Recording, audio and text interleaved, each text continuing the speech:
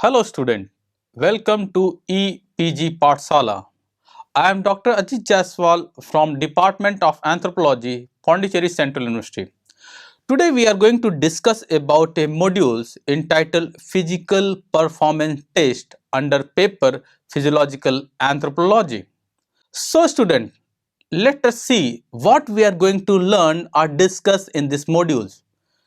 Before starting, let me give you the important objective of this particular modules. As the course provide introductory information to the field of physical fitness and the component of physical fitness.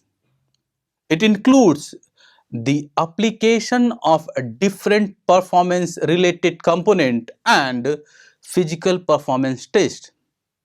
The study of these modules enable the student at postgraduate level to understand the different tests for the assessment of health related component, for strength assessment and for assessment of coordination, etc. Now let me give you the introductory information about this modules. The struggle for an individual to live a healthy and fit life has been a matter of great concern throughout the world. Man has to be fit and healthy to survive in his environment and enjoy his existence. So, man has always battled with the diverse nature of his environment, like poor weather condition, shortage of food, flood and drought, earthquake, volcanoes and tsunamis, among other, in order to survive. The humans who are not fit enough to overcome adverse conditions or adapt to the changing environment would eventually fall by the wayside or perish. So, it is important now for us to discuss what is physical fitness. What is the real meaning of physical fitness? How we explain the concept or the term what is called as physical fitness. Physical fitness is the ability to carry out the daily task with vigor and alertness. Vigor and alertness without undue fatigue and with ample energy to enjoy leisure time, pursuits and to meet emergencies. This particular definition was given by Harrison Clark. Component of physical fitness.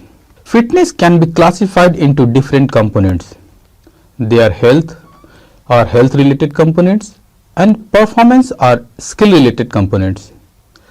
When we talk about the health related components, these are those factors that are related to how well the system of your body works, like cardiovascular fitness, body composition, flexibility, muscular strength, muscular endurance. When we talk about the cardiovascular fitness, it is the ability of the circulatory system, especially heart and blood vessel, to supply oxygen to working muscle during work or exercise. When we discuss about the body compositions, it is the relative percentage of body fat compared to lean body mass, that is muscle, bone, water, etc. The flexibility here explains the range of movement possible around various joints. The concept of muscular strength, it discusses about the amount of force that can be produced by a single contraction of a muscle or group of muscles, whereas the muscular endurance is the ability of a muscle group to continue muscle movement over a length of time. Performance or skill related component.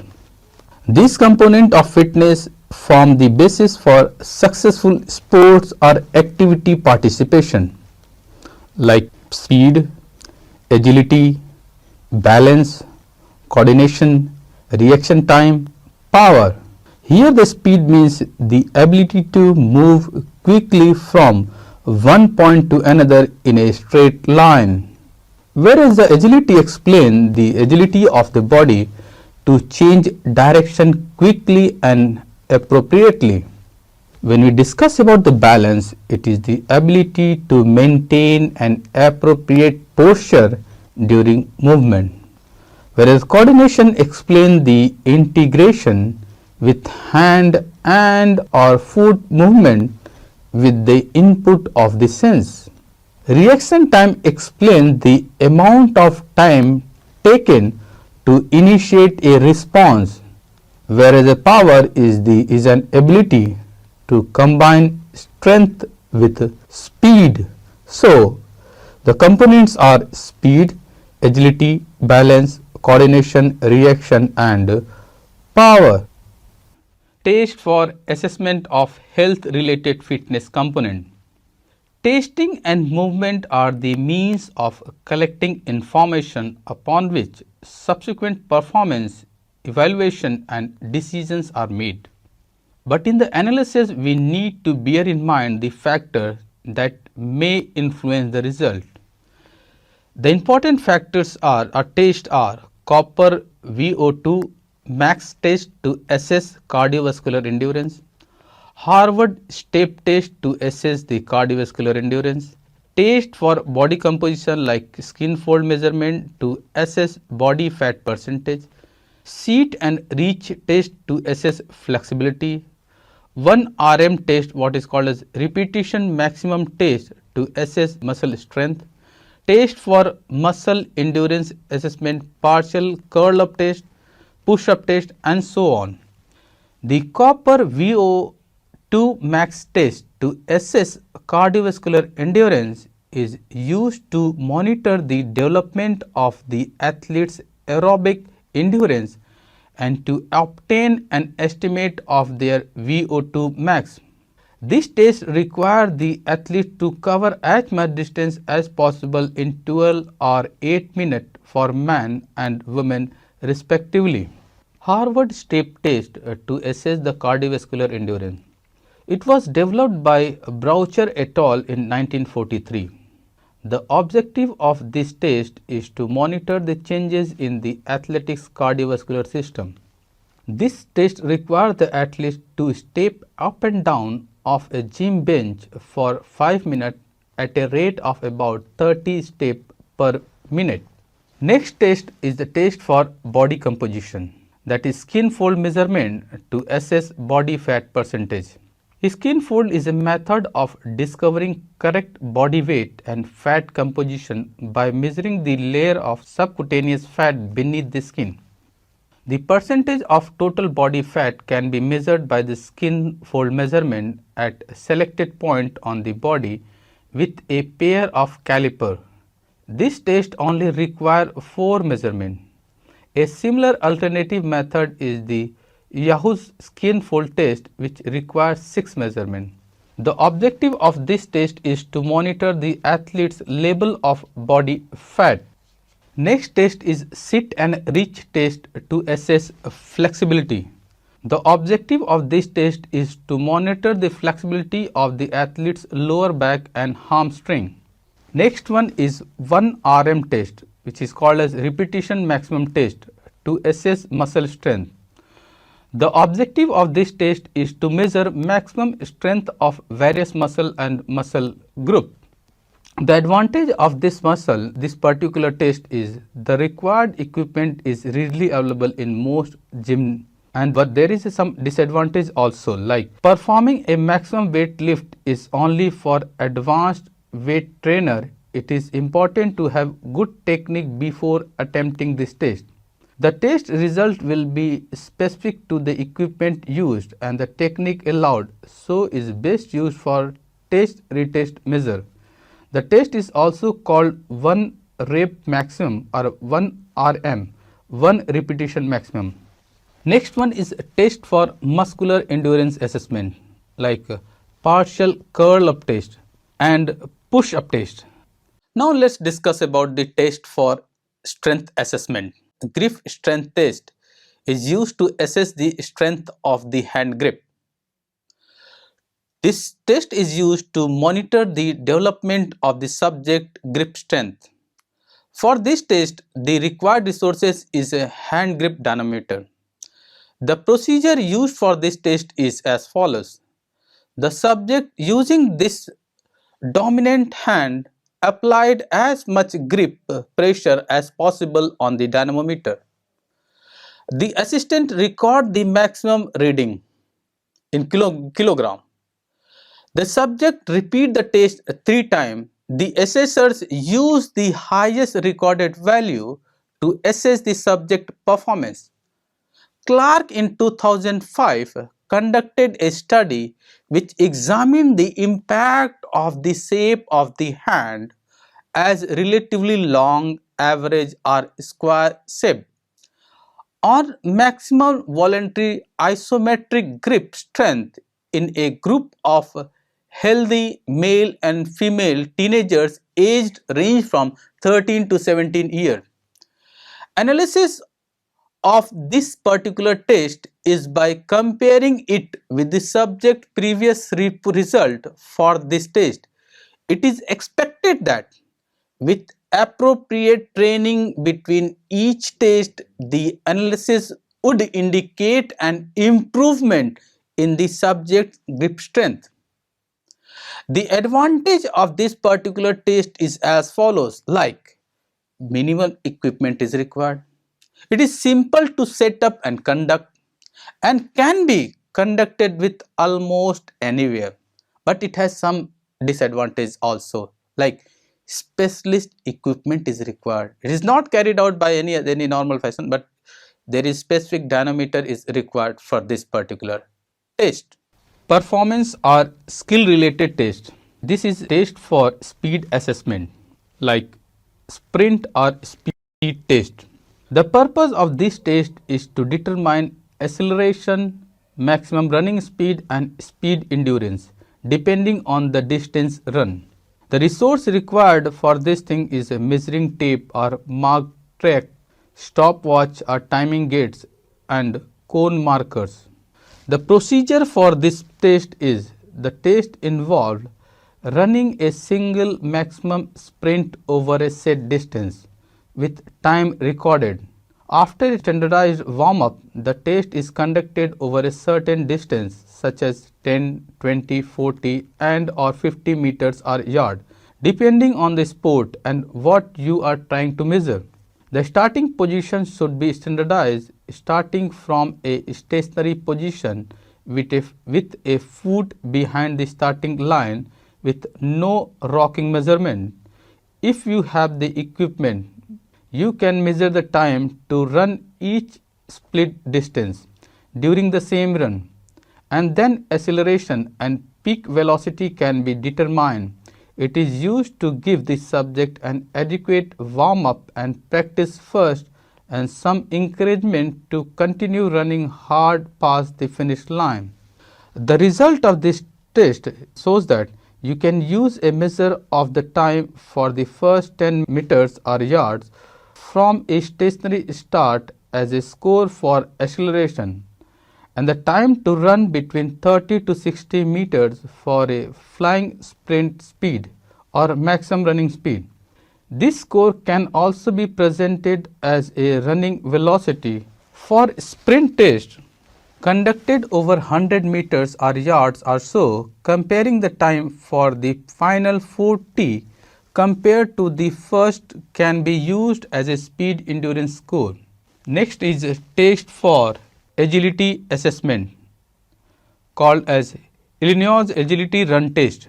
The object of Illinois Agility Run Test is to monitor the development of the subject's agility. The required resources for this test is a flat non-slip surface, 8 cones, stopwatch. This test required the subject to run the red line route as shown in the diagram, like in agile fashion. The procedures are as follows. The subject warm up for 10 minutes. The assessors set up the course as described. The subject lies face down on the floor at the start cone. The assessor gives the command go and start the stopwatch. The subject jumps to his or her feet and negotiate the course around the cones following the red line route. Next, the assessor stops the stopwatch and record the time when the subject passed the finished cone. Normative scores for the Illinois Agility Run Test is already described. Analysis of the test result is by comparing it with the subject previous result for this test. It is expected that with appropriate training between each test, the analysis would indicate an improvement in the subject agility. The advantage of this particular test is minimal equipment required, simple to set up and conduct, and can be conducted almost anywhere. Next important test is test for assessment of balance. In this test, the important one is standing stock test to assess balance. The objective of this test is to assess the ability to maintain a state of equilibrium. Here equilibrium means balance in a static positions. For this particular test, the required resources are warm, dry location like gym, stopwatch and assessors. The procedure for this test is as follows. The subject warm up for 10 minutes. The subject stand comfortably on both feet with their hands on their hip. The subject lift the right leg and place the sole of the right foot against the sole of the left kneecap. The assessor gives the command go. Start the stopwatch and the athletes raises the heel of the left foot to stand on their toes. The subject is to hold this position for as long as possible. Next important procedure is the assessor stop the stopwatch when the subject left heel touches the ground on the right foot, moves away from the left knee. The assessors record the time. The subject repeat this step for 3 times or 3 minutes. Repeat for 3 minutes or rest for 3 minutes. The athletes stand comfortably on body feet with their hands on their hips. The subject left the left leg and placed the sole of the left foot against the side of the right kneecap. The assessors give the command go. Start the stopwatch and the subject raise the heel of the right foot to stand on their toes. Next, the subject is to hold this position for as long as possible. The assessors stop the stopwatch when the subject right heel touches the ground or the left foot moves away from the right kneecap and record the time.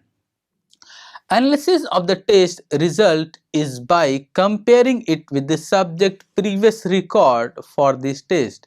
It is expected that with appropriate training between each test, the analysis would indicate an improvement in the subject static balance.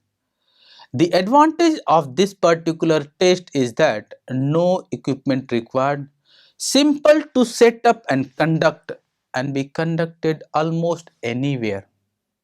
Test for assessment of coordination. First one is hand-eye coordination test.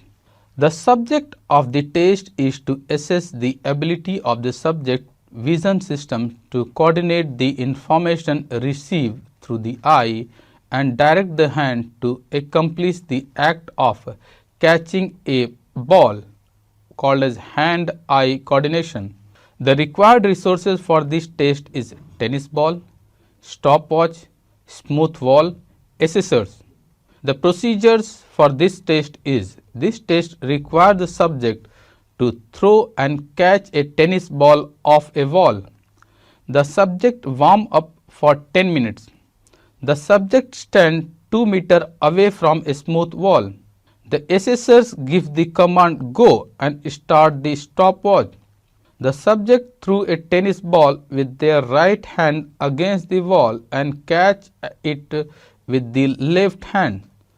Throws the ball with the left hand and catch it with the right hand. This cycle of throwing and catching is repeated for 30 seconds. The assessor counts the number of catches and stop the test after 30 seconds. The assessor records the number of catches. Analysis of the result is done by comparing it with the result of the previous test. It is expected that with appropriate training between each test, the analysis would indicate an improvement in the athlete's hand-eye coordination skill.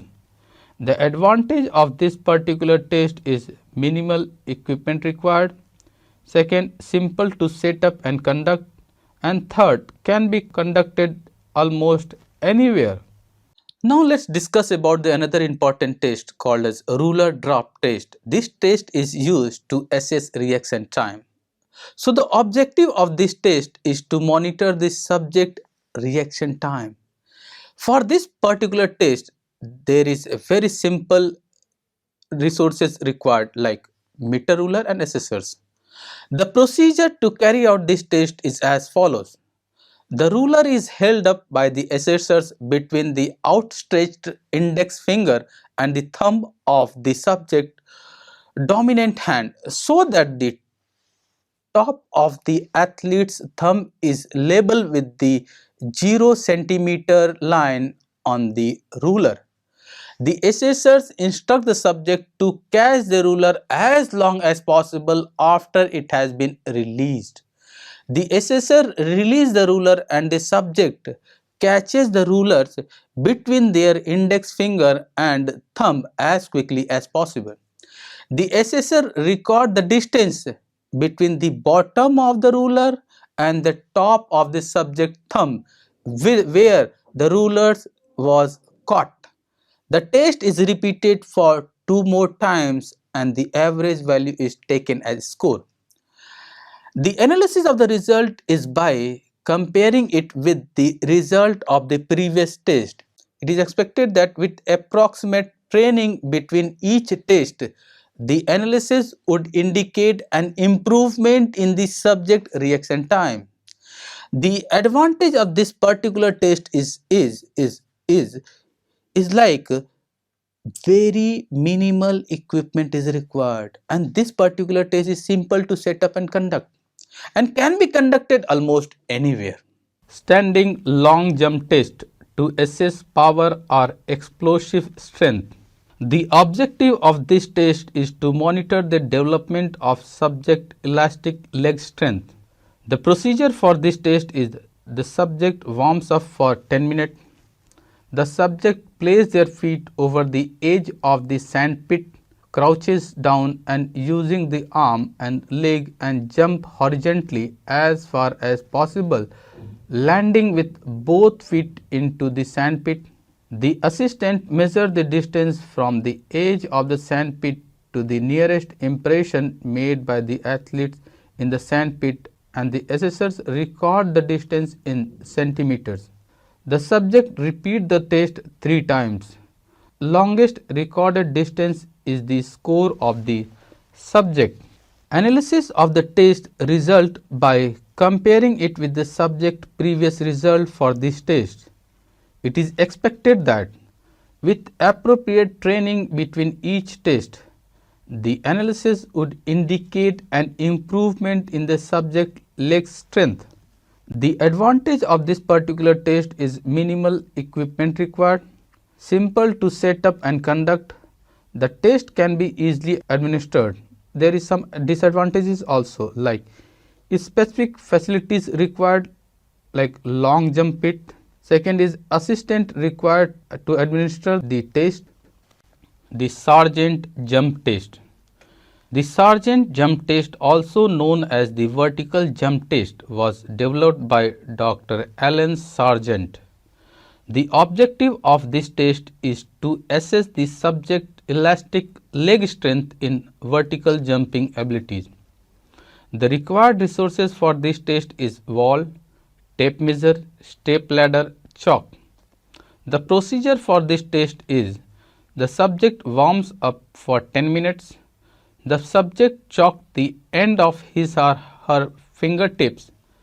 The subject stands alongside the wall, keeping both feet remaining on the ground, reaches up as high as possible with one hand and marks the wall with the tip of the finger.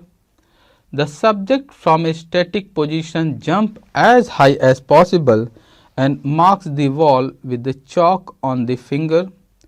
The assessors measures and record the distance between M1 and M2. M1 is the initial, the last step one, and M2 is that subject from a static position jump as high as possible and marks the wall with the chalk. The subject repeat the test 3 times. The assessor calculate the average of the recorded distance and use this value to assess the subject's performance. Power score.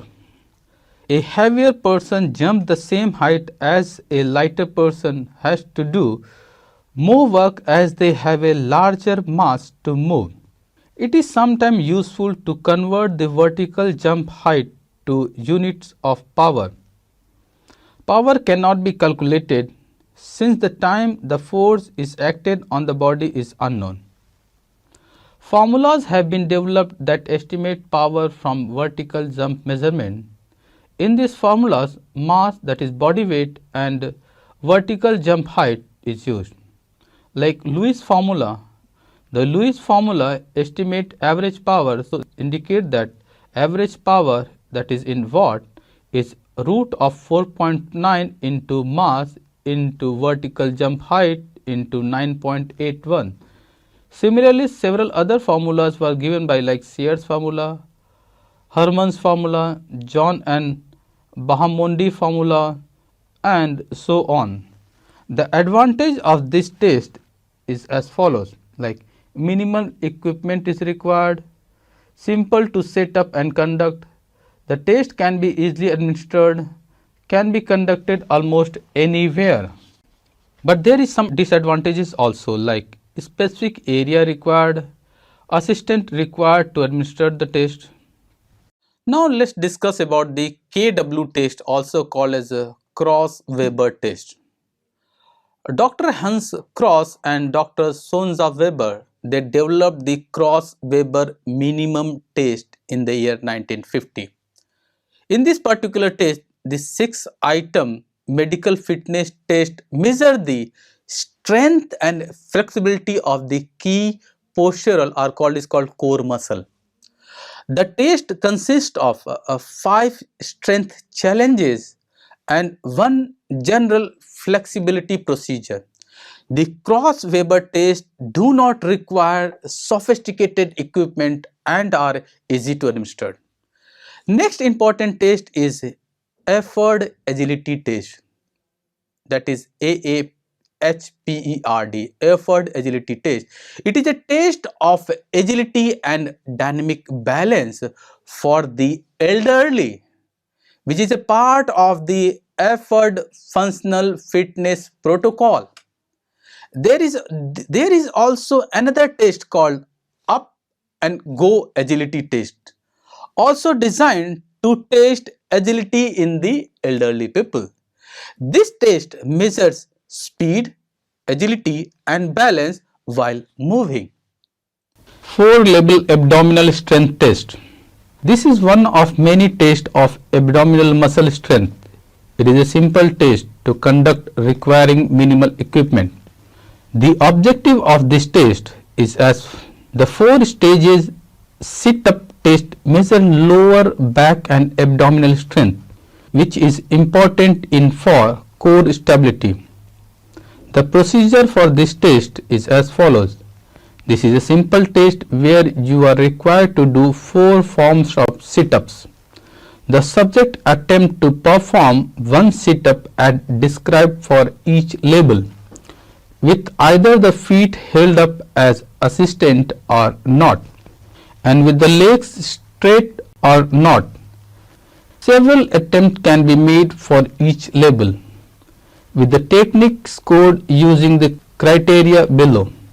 The 4 labels are as follows. First, perform a leg sit-up with the knees at a right angle and your feet held. Second, perform a leg sit-up with the knees at right angle and your feet not held. Third, perform a straight leg sit-up with your feet held. Fourth, Perform a straight leg sit up with your feet not held. Use the criteria in the given table to give a score out of 4 for each sit up. Add the score for all 4 sit up labels for a total score out of 16. Like the scoring is as follows: 0 score means criteria is cannot perform, 1 indicate difficulty performing a jerky motion, feet leave the floor. Third, use a lot of momentum to overcome 45-degree. 3. Perform with slight pause in the mid area of the sit up. 4. No difficulty. The advantage of this test is moderate size group can be tested at once with minimal equipment required, and the disadvantage is scoring is subjective and therefore result cannot be easily compared between groups. So dear, now let's try to summarize the information that we have discussed in this modules. In this modules, we discuss about the test to measure the health and performance related components are standardized and time tested. We also learned about the periodic and regular assessment of the subject with a given with a given clear indicator to the assessors about the progress made with regard to general health or performance fitness. In these particular modules, we also learn about the norms. The norms should more often than not be a guideline rather than qualifying test in case of assessment of general fitness. Here, the criteria guidelines should be the subject own previous performance and not the universal norm. However, the universal norm can be the general guideline for the subject towards better health. Okay? Thank you.